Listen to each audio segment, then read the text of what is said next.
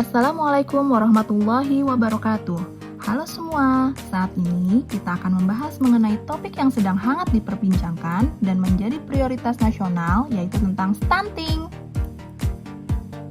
Ada yang tahu apa arti dari stunting itu sendiri? Yuk kita mulai dengan definisi stunting.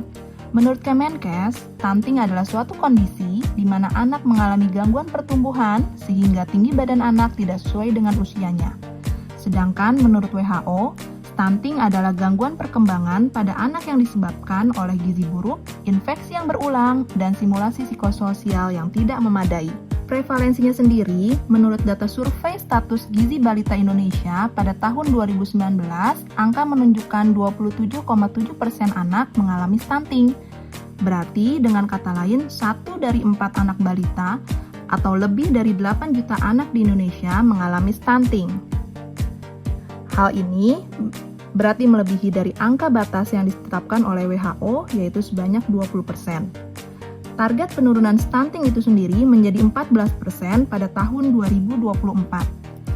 Untuk Tangsel, terjadi peningkatan sebanyak 5% dari angka 14% pada tahun 2019 menjadi 19% pada tahun 2021. Nah, untuk kategori stunting itu sendiri, yaitu tinggi badan anak di bawah minus 2 SD atau standar deviasi dan di bawah minus 3 SD untuk kategori severe stunting. Kita masuk ke ciri-ciri stunting. Yang pertama, yaitu pertumbuhan melambat. Wajah anak tampak lebih muda dari seusianya. Pertumbuhan gigi menjadi terlambat. Performa buruk pada kemampuan fokus dan memori belajarnya. Berat badan yang tidak naik.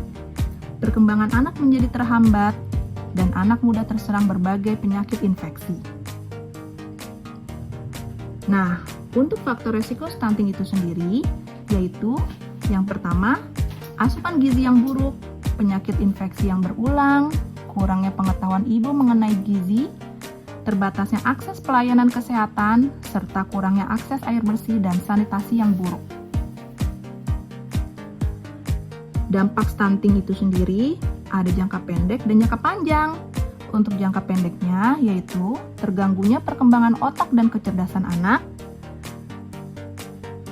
gangguan pada pertumbuhan fisik, dan gangguan dari metabolisme anak. Ada juga dampak dari jangka panjang yaitu menurunkan kemampuan kognitif, kegebalan tubuh menjadi melemah, resiko tinggi munculnya penyakit metabolik, serta terjadinya kesulitan belajar. Ternyata, stunting itu bisa dicegah loh. Bagaimana caranya? Terdapat 2 program inovasi yang saat ini kita perkenalkan, yaitu program posting. Arti posting yang pertama adalah pos gizi stunting, di mana kita mengadakan pos gizi yang berlokasi di aula kelurahan. Dan di dalam posting ini kita memberikan pengetahuan kepada para orang tua untuk anak yang mengalami stunting mengenai dari arti stunting itu sendiri, penyakit yang berkaitan dengan stunting, juga diajarkan bagaimana cara pola asuh yang baik, serta bagaimana cara mengolah makanan yang bergizi bagi anak-anak kita. Kemudian, inovasi yang kedua adalah posting sebagai singkatan untuk pencegahan stunting, yaitu pantau tumbuh kembang anak, obati penyakit penyerta seperti penyakit TB, penyakit diare, atau penyakit cacingan.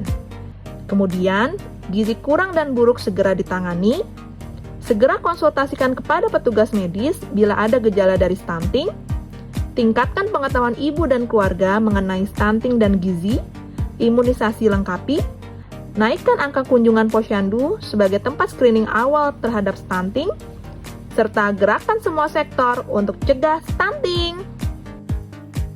Nah, sekarang lebih kenal dan mengerti tentang stunting kan?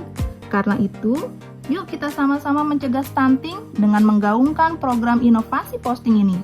Dengan posting, cegah stunting agar senyum anak menjadi lebih semeriwing.